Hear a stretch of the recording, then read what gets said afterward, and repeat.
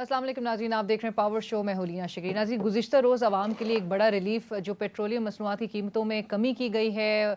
Isaac डार साहब जिन्होंने आते ही वज़ीर ख़जाना का ओहदा उन्होंने संभाला, पहले सेनेटर का ओथ लिया और उसके बाद फिर वो वज़ीर ख़जाना मुंतखब हुए। इसके साथ साथ ही उन्होंने जो एक बड़ा रिलीफ अपनी पहली प्रेस कॉन्फ्रेंस में अनाउंस किया, 12 रुपये 63 पैसे का रिलीफ आवाम को जो मिला है।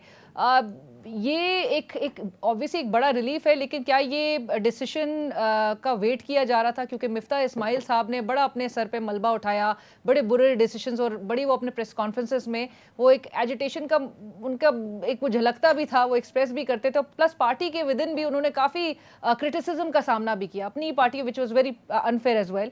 बड़े गलत और बड़े सख्त डिसीजंस जो उन्होंने लिए, जिससे आवाम को ऑब्वियसली रिलीफ तो नहीं मिल रहा था, लेकिन उसके बाद अच्छे डिसीजन के लिए क्या इसाक डार साहब की वापसी का वेट किया जा रहा था? एक वो फिर हमने जो परसों का फैसला देखा, मरियम नवाज साहिबा की को भी जो बरी किया गया है एवनफील्ड रेफरेंस केस में, और उसके साथ साथ ही आज की जो एक बड़ी खबर है वो ये है कि साबिक वज़ीर आज़म चेयरमैन पाकिस्तान तहरीक इंसाफ इमरान खान साहब के वारंट गिरफ्तारी जारी किए गए हैं। अगस्त 20 के मुकदमे में ये वारंट गिरफ्तारी जारी किए गए हैं। आर्टिकल 6 लगाने की भी बातें हो रही हैं मुल्क में कि इमरान खान साहब पे आर्टिकल 6 की कार्रवाई जो है वो की जा सकती है। मामलात यहाँ से कहाँ आगे बढ़े? Already political uncertainty, political instability मुल्क में बहुत है, और माशी तौर पे मुल्क इसका मुतहम्मिल नहीं हो सकता कि ज़्यादा पॉलिटिकल इंस्टेबिलिटी रहे, और मुल्क की मईशत को इस वक्त संभाला देना बड़ा ज़रूरी है। हमारी लोन की रीपेमेंट्स भी हैं जो कि किस तरह से होंगी, और उसके लिए क्या तवक्को की जा रही है? मौजूदा हुकूमत किस तरह से इस क्राइसिस की सूरत हाल से बाहर निकाल सकेगी, और इस जो अदम इस्तेहकाम है सियासी फ्रंट पे, उसको कैसे काबू में लेकर आएगी? आज हमें ज्वाइन कर रहे हैं स्टूडियो में, हमारे साथ मौजूद है रहनुमा नून लीग बिलाल कियानी साहब। अस्सलाम वालेकुम Bilal, thank you for joining us. हमें ज्वाइन कर रहे हैं वाया स्काइप आमिर ज़िया साहब, सीनियर सहाफ़ी तज्ज़ियाकार। आमिर साहब अस्सलाम वालेकुम, शुक्रिया हमें ज्वाइन करने के लिए आपका सर।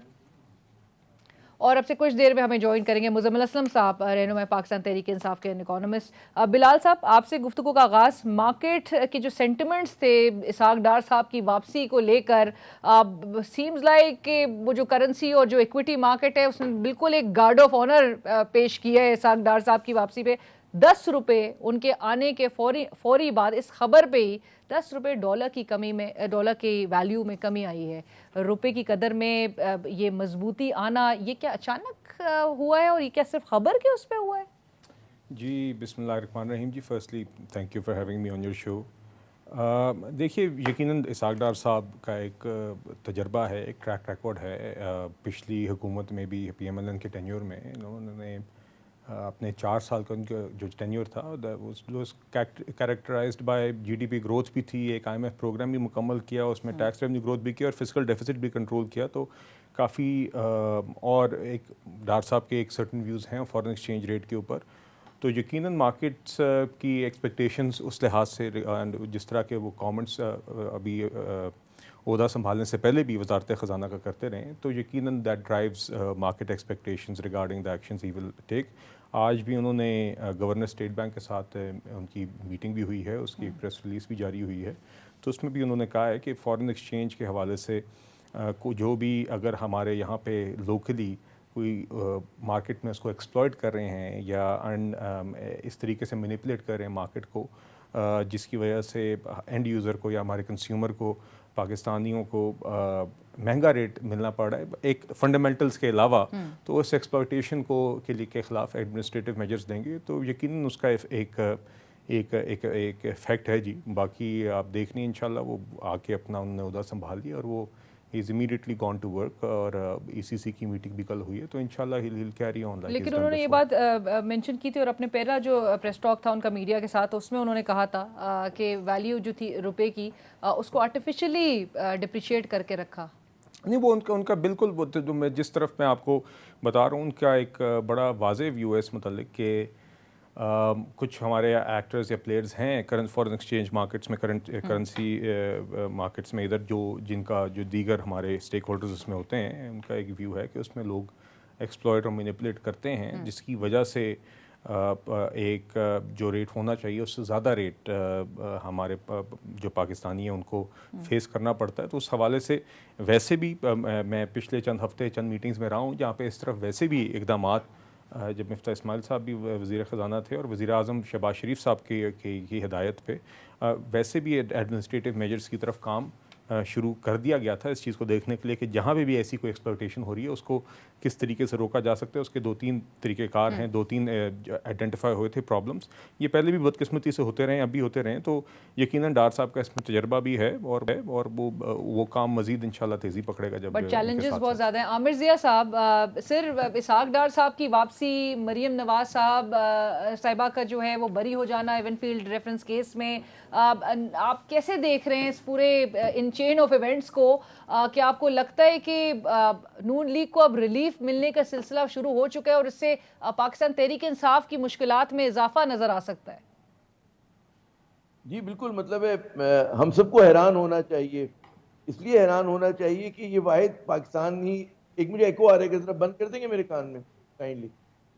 जी मैं ये अर्ज कर रहा था कि सिर्फ पाकिस्तान वाहिद वो मुल्क है कि जहां पर आप देखें कि किस्मत बिल्कुल बदल जाती है, जैसे अलिफ लैला की कहानियों में बदला करती है कि एक दिन आप बहुत मुश्किल में, फिर एकदम चुटकी बजाती है, आपकी किस्मत जो है वो ठीक हो जाती है।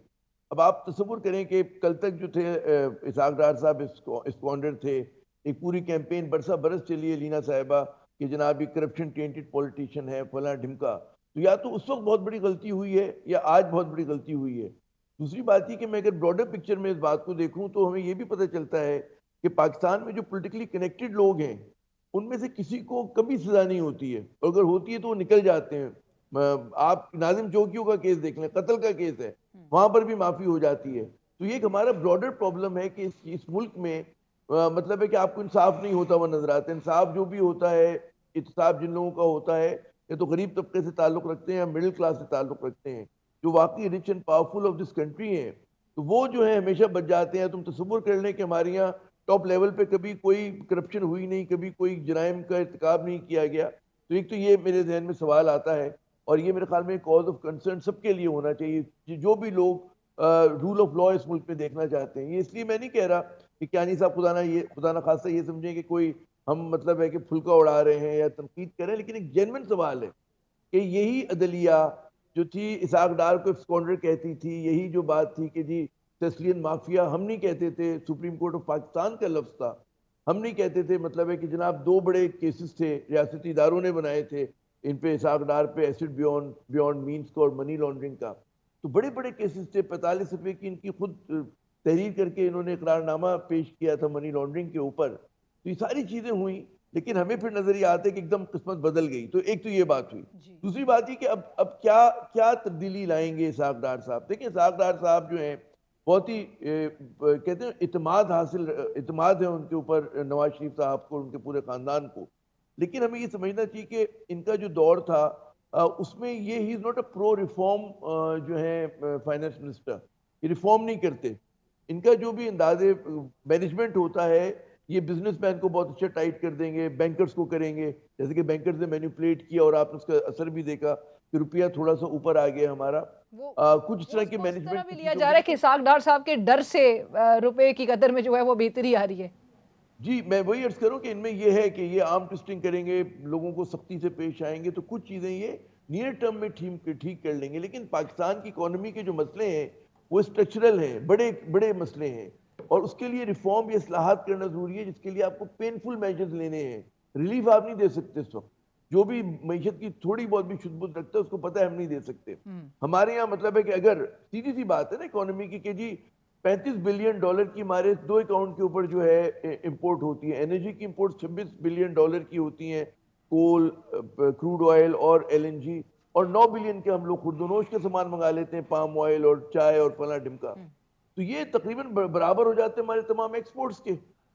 ठीक है ना, आप जितना रेवेन्यू कलेक्ट करते हो सारा का सारा आप दे देते हैं कर्जों की अदायगी में, तो आपके पास लीवे नहीं है मूव करने का। तो आपको प्लानिंग ये करनी पड़ेगी कि जी बिजली, ये जो एनर्जी इंपोर्ट से कैसे कम करेंगे, इंपोर्ट सब्स्टिट्यूशन क्या करेंगे। तो आपको स्ट्रक्चरल बड़े मसलों को जो है हल करना पड़ेगा।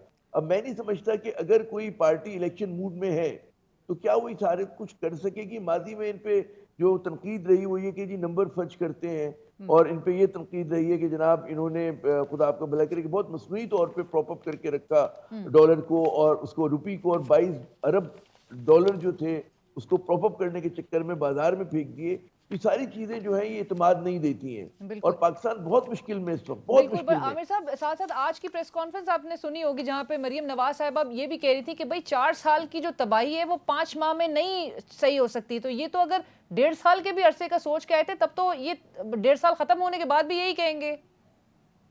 नहीं है, ये गुज़िश्ता 30 साल की तबाही है। ये एक तवील अरसे में फैली हुई तबाही है। ये नहीं हुआ कि इमरान खान के दौर के 3-3.5 साल हैं, उसमें भी इलेक्शन हुआ होगा, उसमें भी मतलब गलतियां हुई, लेकिन कुछ काम दुरुस्त भी हुए। लेकिन ये जो मसाइल है हमारी हैं, ये बड़े पुराने मसाइल हैं। हमारा ये मतलब एक स्ट्रक्चरल फ्लॉ है हमारी रियासत का। एनर्जी सेक्टर सबसे बड़ा हमारा मतलब है कि मुल्क की मईशत को लेकर बैठ सकता है, क्योंकि आप मतलब है ये नहीं कर सकते कि बिजली महंगी प्रोड्यूस करके आप सस्ता बेचना शुरू कर दें, या महंगा तेल मंगाएं और सस्ता बेचना शुरू कर दें। तो हमें एक बड़े दूरस्थ चीजें, ये बड़ा सिंपलिस्टिक हमारे सियासतदान कह देते हैं कि जी इमरान खान के 3 साल 7 माह जो है इसके जिम्मेदार हैं। ऐसा नहीं है।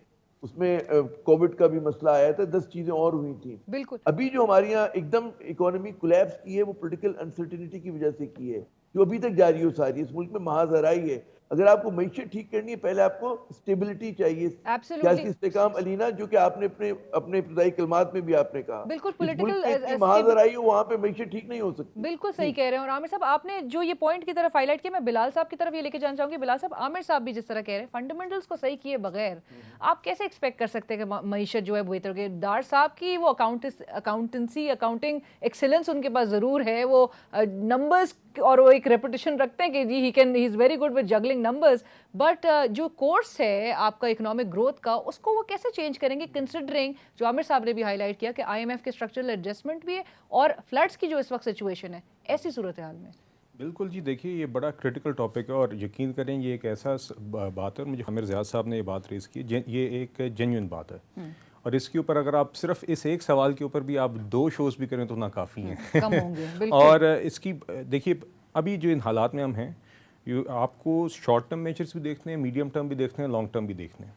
अगर मैं स्ट्रक्चरल चेंजेस की बात करूं, इसमें मेरे ख्याल से कोई भी शख्स अगर इस बात से इख्तलाफ करता है कि हमें मेजर स्ट्रक्चरल चेंजेस की ज़रूरत है, तो वो गलत है। मतलब मैं categorically I will say this, we don't earn enough tax revenues, we don't earn enough in exports. जब तक आप ये दोनों चीज़ें नहीं पूरी करेंगे, हम अपने मसाइल से नहीं निकलेंगे। आप जितनी मर्जी आप इंपोर्ट्स को कटेल कर लें, आप जितना मर्जी अपने अखराजात को कटेल करें, the fact of the matter is कि हम अपने मुल्क की ज़रूरियात और अपनी आबादी के मुताबिकत रखती हुई ना एक्सपोर्ट्स करते हैं, ना एक्सपोर्ट्स कर सकें अभी तक, और ना टैक्स रेवेन्यूज़ करते हैं। और ये मैं अक्रॉस द बोर्ड, ये अब आप छोड़ दीजिए। और मैं इसमें यकीन करें, इस पर ये मिफ्ता इस्माइल साहब पे भी या हमारी हुकूमत पे अक्सर जो तनकीद पिछले चंद माह में आती थी कि जी वो उसकी एक बुनियादी वजह यही थी कि जो फ़ैसले करने की ज़रूरत थी उन स्ट्रक्चरल इश्यूज़ को एड्रेस करने के लिए, वो फ़ैसले किए गए। इस चीज़ के बावजूद कि एक कोalition गवर्नमेंट है, इस चीज़ के बावजूद कि हम इलेक्शन ईयर में हैं, जो चेंजेस ज़रूरी समझिए गए वो किए। IMF का प्रोग्राम रिवाइव किया गया, उसके लिए कुछ मुश्किल फ़ैसले करने पड़े।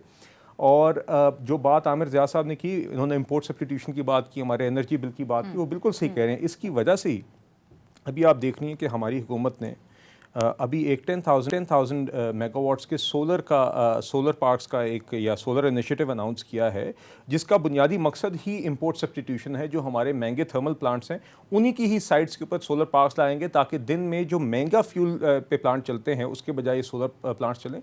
तो हमें यकीनन अपनी एनर्जी जो एक्सपेंसिव एनर्जी इंपोर्ट्स हैं उस पर डिपेंडेंस भी कम करनी होगी, मगर हमें अपनी एक्सपोर्ट्स और टैक्स रेवेन्यूज़ को ही बढ़ाना होगा।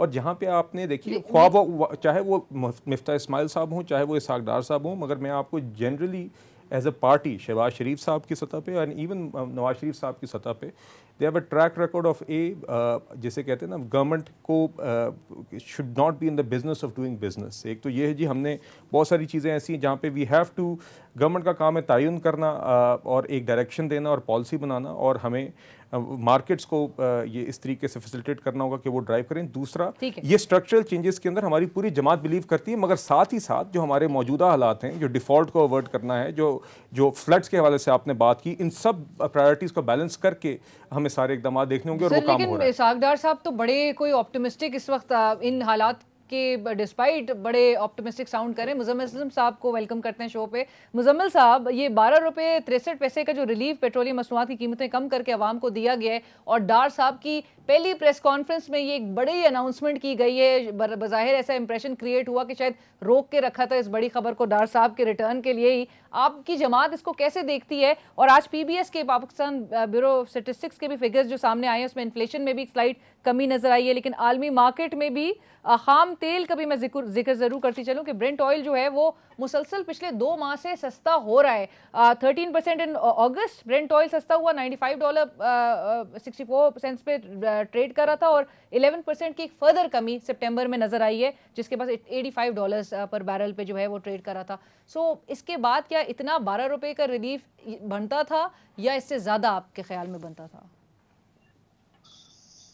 शुक्रिया अलीना। सबसे पहले तो अस्सलाम वालेकुम बिलाल और आमिर रिया साहब। एक चीज मैं आपको बताते चलूं कि इसहाक डार साहब ने जिस दिन आए थे कोर्ट पे, जब अपने आप को सरेंडर किया था, तो उन्होंने बाहर एक अल्फाज यूज किया था, शायद मेरी नजर में तो गैर पार्लिमानी नहीं है, लेकिन कुछ लोगों ने ऑब्जेक्शन उठाया था, तो मैं रिपीट कर देता हूँ कि आपने हमें फुद्दू समझ के रखा है। तो मैं ये अल्फाज रिपीट करूंगा कि क्या इसहाक डार साहब ने या उनकी माशी टीम ने, ठीक है इस वक्त मीडिया मैनेज है, खामोश है, तो क्या बाकियों को फुद्दू समझ के रखा हुआ है? लेकिन 3 चीजें, आखिरी पॉइंट से शुरू करता हूँ। आज का PBS का आज का और कल का जो नंबर था, SPI sensitive price index, sensitive price index जो है पिछले हफ्ते 42% था, उससे कम करके इन्होंने 30% कर दी, और उसमें बताया कि 65% पाकिस्तान की बिजली के रेट कम कर दी है। 65%। कम से कम मेरा बिजली का बिल तो 100% बड़ा है, मुझे बाकियों का नहीं पता, और जिनको मैं जानता हूं उनके 100% बिजली के बिल बड़े हैं। लेकिन हुकूमत ने, PBS ने कल दिखाया कि 65% आवाम के बिजली के बिल कम हो गए अगस्त के महीने। इसी तरह आज CPI का नंबर आया जो पिछले महीने 27.3% था, उसको 23 कर दिया। वो 23 में दिखाया कि 17.7% house hold rent, house hold वो जो है अखराजात कम हुए, जिसमें नीचे छुपा के बिजली की कीमत फिर 65% कम कर दिखा दी। तो ये जो डेटा की, अच्छा फिर उसके बाद मुझे बता दे कोई पाकिस्तान में जगह जहां पे 65 रुपए किलो आटा मिल रहा है। कराची में तो 125, 130, 140 रुपए किलो तक आटा है। इन्होंने दिखाया उसमें SPI में 65 रुपए किलो आटा मिल रहा है। उसके बाद ये इन्फ्लेशन को मैनेज करके और ये कागजों में कौम को रिलीफ दिखाना शुरू कर दिया। अब हमने इसके पीछे इन्वेस्टिगेशन की, हमारा भी काम है ना, क्योंकि हम कोई ऐसे तो नहीं है कि ये जो नंबर देंगे उसके पीछे जो यूं करके हाथ बांध के बैठ जाएंगे। पता ये चला कि जब कतर में गए थे वजीर आजम साहब, तो वहां उन्होंने जो है उनको डंडी पड़ी थी कि यार ये बिजली के बिल बहुत बढ़ गए और हमारी बड़ी आवाम में बड़ी जिसे कहते हैं सुक्की हो रही है, तो इस पे कुछ करें। तो उधर इन्होंने ऐलान किया कि 200 यूनिट के बिजली वालों का हमने फ्यूल प्राइस एडजस्टमेंट खत्म कर दिया, अल्फाज इस्तेमाल किए थे, खत्म कर दिया। मिफ्ता इस्माइल साहब पाकिस्तान आए, तशरीफ लाए, मेरे ख्याल से बिलाल भी होंगे साथ उस प्रेस कॉन्फ्रेंस में, if I am not wrong. Miftah साहब ने कहा ना हमने खत्म नहीं किए, हम अगस्त में नहीं लेंगे, आगे ले लेंगे। वो 9 रुपए 80 पैसे या 90 पैसे जो बिजली का रेट था, वो जो 50 से 200 यूनिट वालों का था, उसमें इन्होंने पूरे कॉम पे अप्लाई करके जो है 65% बिजली कम कर दी, जो उन्होंने पैसे लेने। अब आ जाए दूसरी बात पेट्रोल पे, तेल पे। तेल की कीमत IMF के बकौल इनके कि हमारे IMF ने हाथ बांध लिए, मैं मानता हूं हाथ बांध लिए इनके। जब IMF कहता है कि 30 रुपए लीटर आप पेट्रोलियम लेवी लें सितंबर के महीने में, इनको क्या शौक था 37.5 रुपए पेट्रोलियम लेवी लेने का, यानी कि 7.5 रुपए ऊपर ले लिया पूरा महीना। अब हम कहेंगे यार पता नहीं क्यों कर रहे हैं, आलमी मार्केट में तेल की कीमतें नीचे आ रही हैं, शायद इनको डर लग रहा है वापस ऊपर ना जाए, तो ऊपर नीचे करेंगे तो बेइज्जती ना हो जाए, कि ये वजह ना हो। आज पता लगा जब 40 रुपए करना था तो उल्टा डार साहब ने उसको 32 रुपए करके 5 रुपए वहां से निकाल लिए, और कल रात को 10:30 बजे प्रेस कॉन्फ्रेंस की और अभी भी प्रेस कॉन्फ्रेंस की। तो ये मतलब हमें सब बेवकूफ समझते हैं। वो बेचारे को एक पपेट फाइनेंस मिनिस्टर को लाए, उससे उल्टे सीधे काम कराए, घर भेज दिए, और अब बेचारे को पूछ भी नहीं रहे। तो ये क्या मतलब मैं अब वो अल्फाज ही इस्तेमाल करना चाहता कि how they are badly managing. मैं चाहूंगी, मैं बिलाल इस पे जरूर कमेंट करेंगे, लेकिन मुझे एक ब्रेक शामिल करनी है, एक छोटी सी ब्रेक के बाद डिस्कशन को आगे बढ़ाएंगे।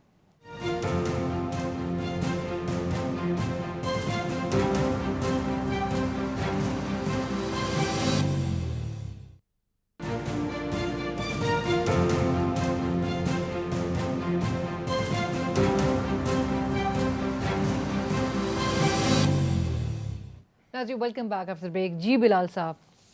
जी एक तो जी मुझे मुजम्मिल साहब के साथ काफ़ी अरसे बाद एक शो में इकट्ठे हूँ, तो it's good to see him after a long while and काफ़ी अच्छी शॉट भी इनकी आ रही है। दूसरी मुझे ये भी देख के खुशी हो रही है कि इनको IMF के प्रोग्राम की काफ़ी कदर है। शौकत तरीन साहब की कॉलों के बाद और तैमूर झगड़ा साहब के लेटर के बाद इतनी इनको फ़िक्र होना, मुझे खुशी है। चलें, ये तब्दीली आई है इनकी सोच में और होनी चाहिए। यकीनन ये हमारे ना सिर्फ इकोनॉमिक सिक्योरिटी और इकोनॉमिक सिक्योरिटी की वजह से नेशनल सिक्योरिटी के इश्यूज़ के मामलात हैं। तो it's good to see and this is a same discussion and this is the way we should have it.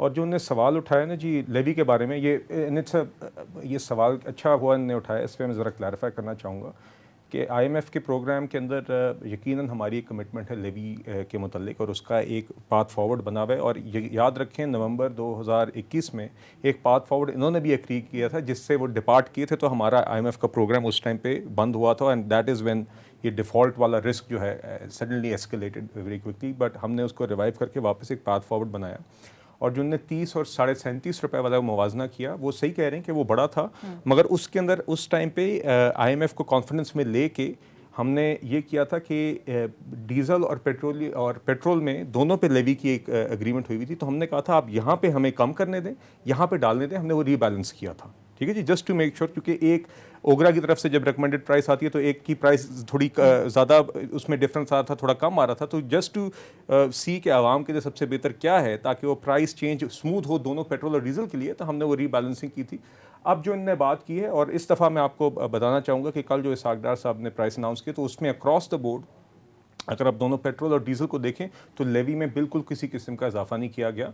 और IMF के साथ भी एक कांस्टेंट डायलॉग जारी है एंड उसके साथ और इस तरह की इंगेजमेंट ज़रूरी है कि हमारे फ्लड्स के हालात देख के और ये जो मौजूदा फिस्कल हालात हैं कॉन्स्टेंटली एक डिस्कशन इवॉल्व करती है, तो उनको कॉन्फिडेंस में लेके ये सारे काम हो रहे हैं और इसी तरह इंशाल्लाह आगे होते रहेंगे। राइट। आमिर ज़िया साहब, अगर तमाम मलबा जो है वो पिछले 4 साल पर डाला जा रहा है, तो मिफ्ताह इस्माइल साहब सारे सख्त डिसीजंस के लिए उनको आगे किया हुआ था, तो पिछले 5 माह की जो जिम्मेदारी है वो किसके सर जाएगी सर? आप दुरुस्त फरमा रही हैं कि ज़ाहिर की जिम्मेदारी उनके सर पे जाएगी कि जो लोग जो हैं जिनके पास इख्तियारात हैं, और इख्तियारात ज़ाहिर है कि हुकूमत वक्त के पास हैं। और हुकूमत वक्त पे तनकीद ये हुई थी कि शुरू के इन्होंने जो क्रूशल वीक्स थे इक़्तिदार में आने के बाद, उसमें इन्होंने इकॉनमी को बिल्कुल बेलगाम छोड़ा हुआ था, उसको कोई स्टेयर नहीं कर रहा था, उसको कोई चला नहीं रहा था, no one was on the driving seat. फिर जब इनको इस बात की श्योरिटी मिली कि जनाब इनकी हुकूमत को लीज ऑफ लाइफ मिल गई है, तो उन्होंने इकॉनमी को मैनेज करना शुरू किया। और वो मैनेज इस तरह किया कि ज़ाहिर है कि क्योंकि पोलिटिकल क्राइसिस की वजह से हमारा माशी बुहरान शुरू हुआ था, तो उन्होंने वो सख्त फैसले किए जो गालिबन अगर इस मुल्क में अदम इस्तेकाम ना आता तो आपको इतनी बुरे हालात ना देखने पड़ते, अगर कंसिस्टेंट हम चलते रहते। तो एक तो ये बात हुई। अच्छा, दूसरी बात ही कि देखिए डार साहब के हवाले से हम लोगों ने पहले जो राउंड में बात की कि ये सब उस पर इतफाक करते हैं कि वो शॉर्ट टर्म मेजर्स लेकर लगेगा एक इंप्रेशन या इल्यूजन क्रिएट करेंगे कि जनाब हमारी मईशत जो है वो ठीक हो रही है। उस इल्यूजन क्रिएट करने में कुछ वो करेंसी को स्टेबलाइज कर देंगे, स्टॉक मार्केट का हमारा बहुत छोटा सा बेस होता है, उसमें स्पेकुलेशन बहुत होती है, उसको जरा सा मैनेज हो जाएगा।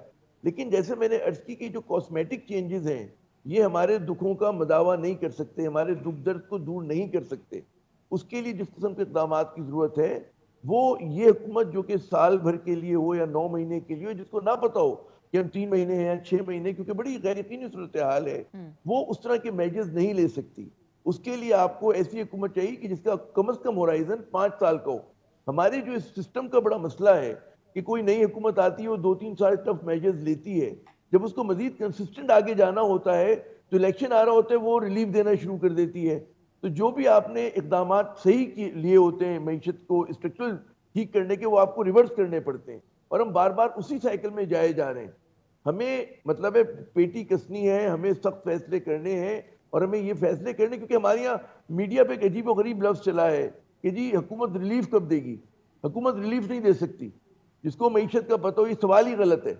रिलीफ देना इनका काम नहीं, इनका काम है सही फैसले करना और बिजनेस फ्रेंडली इन्वायरमेंट बनाना और इकोनॉमिक एक्टिविटी जिसपे चल सके वो क्रिएट करना इनका काम होता है। आप जैसे मैंने अर्ज किया, ये नहीं कर सकते कि महंगा तेल इंपोर्ट करके ही सस्ता देना शुरू कर दें। देंगे तो जुल्म करेंगे। अगर ये करेंगे कि जी डॉलर हमारी रुपए की कदर वाकई नीचे है और मसनूई तरीके से प्रॉप अप करना है उसको, तो ये भी फिर एक बड़ा बुरा होगा हमारी मैशत के साथ। ये चीजें हमें नहीं करनी। मुझे एक सवाल इधर आपसे जरूरी ये पूछना है कि एक वो जो तसलसल जो हुकूमतों का नजर आना चाहिए, एक भी गवर्नमेंट कोई भी पार्टी आती है और वो अपना टेन्योर मुकम्मल करे। 2017-18 में हमने एक देखा था, एकदम से एक इंस्टेबिलिटी आई थी, आपको पता है, पैनामा गेट के बाद। मुल्क की तारीख है और तारीख इस बात की गवाह है कि कभी भी कोई वजीर आजम अपना टेन्योर मुकम्मल नहीं करता। इस पूरे अरसे में और इस साल भी जब इमरान खान साहब को चाहे वो जमहूरी तरीके से उनको घर भेजा गया हो, बट अनफॉर्चुनेटली एक मुल्क का वजीर आजम अपनी मुद्दत फिर नहीं मुकम्मल कर रहा था और उसके बाद एक पॉलिटिकल इंस्टेबिलिटी की तरफ मुल्क को धकेल दिया गया। तसलसल सर कितना जरूरी है मुल्क की स्टेबिलिटी, इकोनॉमी की स्टेबिलिटी के लिए? मैंने पहले भी आपसे अर्ज किया था कि अगर आपको मईशत को ठीक करना है, मईशत में इस्तेकाम चाहिए, उसकी पहली शर्त है कि मुल्क में सियासी इस्तेकाम हो।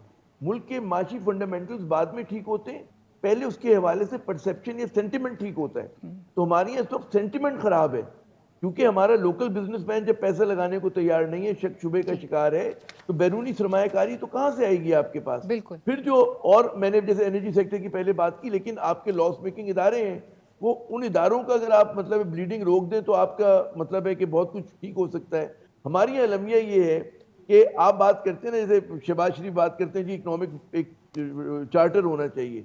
बात ये इकोनॉमिक चार्टर नहीं आ सकता, एक पॉलिटिकल पार्टी के अंदर जो है कंसेंसस नहीं है। मिफ्ता इस्माइल का रास्ता कुछ और है मईशत को चलाने का, और इसाक डार साहब और मिफ्ता साहब के होने के बावजूद भी आमिर साहब चलाए, इसाक डार साहब ही रहे थे लंदन से उस वक्त भी। ये तो हमारे कैनी साहब बताएंगे कौन चला रहा था, कि सरे आईना कौन था और पसे आईना कौन था, मुझे नहीं पता, ये बात ही तो अंदर की बात है। लेकिन अप्रोचेस में फर्क है, अप्रोचेस में फर्क है इनके। जी मैं मुजम्मिल इस्लाम साहब, चैलेंजेस क्या नजर आते हैं आपको इस वक्त इसाक डार साहब के लिए? अब इम्प्रेशन जो इनिशियली आते ही चले, डॉलर जो है वो वीकन होता हुआ नजर आया है रुपये के अगेंस्ट, लेकिन डॉलर ऑल दो ग्लोबली दीगर करेंसी के मुकाबले में बहुत ही मजबूत हो रहा है। सो इस बार आपको लगता है कि उनके लिए इतना आसान नहीं होगा चीजों को टैकल करना?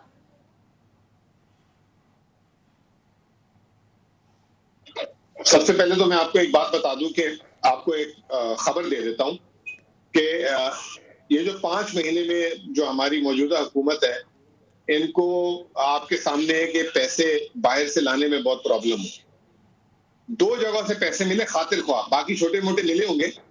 2.3 अरब डॉलर इनको चीन से मिले थे और तकरीबन 1.2 अरब डॉलर बोल दे IMF से मिले थे। ये दो जो हैं IMF से तो अभी 29 अगस्त को मिले थे। ये तमाम पैसे खर्च हो चुके हैं। पाकिस्तान के इस वक्त ज़र मुबादला के ज़खायर हैं 8 अरब डॉलर। हम इनको दे के गए थे 11.4 अरब डॉलर। उसके ऊपर जो है 3.5 अरब डॉलर इनको मिले। 7 अरब डॉलर 5 माह में खर्च कर दिया। अभी बिलाल मुझे बोलते हुए सुने और मिफ्ता इस्माइल ने तो पता नहीं 1000 दफा बोला होगा कि हमने इस मुल्क को दिवालिया से बचाया। मुझे एक बात बताएं, 11.5 अरब डॉलर की रिजर्व्स में मुल्क दिवालिया हो रहा था और 8 अरब डॉलर के रिजर्व्स में, जिसमें IMF के पैसे भी आ गए, हजम हो गए, डिकार आ गई, चीन के पैसे आ गए, वो भी खर्च हो गए, और ये कह रहे हैं कि इस 8 अरब डॉलर में मुल्क दिवालिया से बच गया। दिस इज द चैलेंज, और ये चैलेंज रिफ्लेक्ट कर रहा है हमारा इंटरनेशनल बॉन्ड रेटिंग पे। 103% जुम्मे वाले दिन, कल जब इंटरनेशनल मार्केट में क्लोज हुआ है, 2022 का बॉन्ड जो 5.5% में हुकूमत ने दिया था, आज कोई उसको खरीदे तो एनुअलाइज 103% रिटर्न कमा सकता है, यानी कि 100 रुपए के ऊपर 100 रुपए। और अगर आप इन्वेस्ट करें, उसको कोई खरीदार नहीं है। उसकी वजह क्या है कि शायद ये रकम हुकूमत पाकिस्तान अदा ना कर सके, जिसको आसान अल्फाजों में कहते हैं कि दिवालिया होने के बहुत ज्यादा चांसेस हैं। This is the challenge. और आई लाइक टू हियर, जो पहले बोलते रहे कतर से 4 आ रहे हैं, सऊदी अरब से पता नहीं कितने आ रहे हैं, UAE से इतने आ रहे हैं, इधर से इतने आ रहे हैं, उधर से इतने आ रहे हैं, भाई वो किधर हैं, वो कहाँ जमा हो गए, हमें दिखाएं कब आ रहे हैं। अगर ये बोलते हैं 30 जून तक आएंगे, तो आई एम सॉरी, ये 30 जून तक यहाँ अभी इनको मतलब 31 अक्टूबर तक का नहीं पता ये यहाँ है कि नहीं है, राइट, ठीक है ना। और ये अगर 30 जून की लॉलीपॉप दे रहे हैं हमें, तो जी मुझे एक और ब्रेक लेनी है, लेकिन एक हफ्ते जिस तरफ हाईलाइट कर, फिर मेरा ख्याल है ब्रेक ले लेना, मैं इसका तसल्ली से एक जवाब देना चाहूंगा जी। I have to give the proper. चलें ठीक है, एक ब्रेक के बाद हाजिर होते हैं।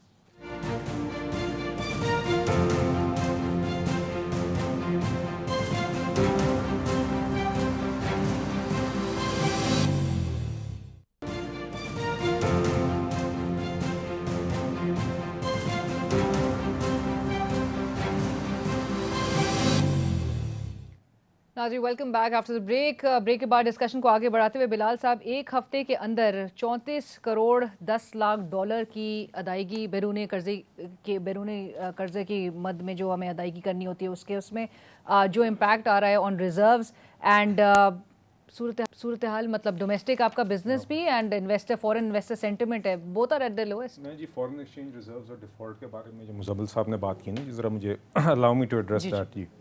देखिए, जिस जगह पे and this context is necessary, मैं बिल्कुल हरगिज़ ये नहीं कहूँगा कि हम मुकम्मल तौर पे चैलेंजेस से वी आर आउट ऑफ और वी आर अभी चैलेंजिंग सिचुएशन नहीं है, बट यकीन करें हम बहुत बेहतर हालात में हैं जहाँ पे ये छोड़ के गए थे।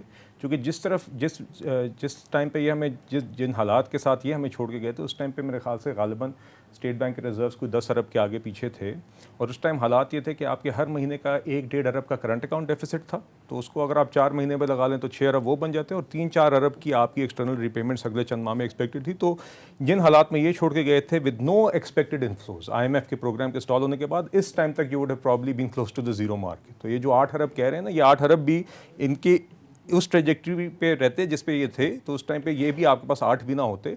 अल्हम्दुलिल्लाह वो IMF के इन्फ्लो भी आए, चाइना के भी आए, और इंशाल्लाह भी आप देखेंगी, मैं I don't want to diverge because ये फ्लड रिलेटेड भी और अदरवाइज भी मल्टीलैटरल्स की तरफ से वर्ल्ड बैंक, AIIB और ADB की कमिटमेंट्स हैं, और इंशाल्लाह they will start to come in. इसी तरह IMF का अगला रिव्यू आएगा, वो मुज़म्मिल साहब भी जी जी जी नहीं, दे विल कम इन इंशाल्लाह, ये बेफिक्र रहें। वो अभी भी prime minister went and met had various meetings, हमारे मिनिस्ट्री EAD सरदार याद सादिक साहब फिलीपीन से होकर आए हैं, so there have been good developments, but I don't want to speak about them prematurely, but in multilateral से भी you will see healthy amounts। आज भी हमारी एक बड़ी फ्रूटफुल एक बड़ी रेगुलर अपडेट लेते हैं प्राइम मिनिस्टर फ्लड्स के हवाले से, उसके अंदर भी ये बात ज़ेर डिस्कशन आई थी, तो वहाँ पे आई थी।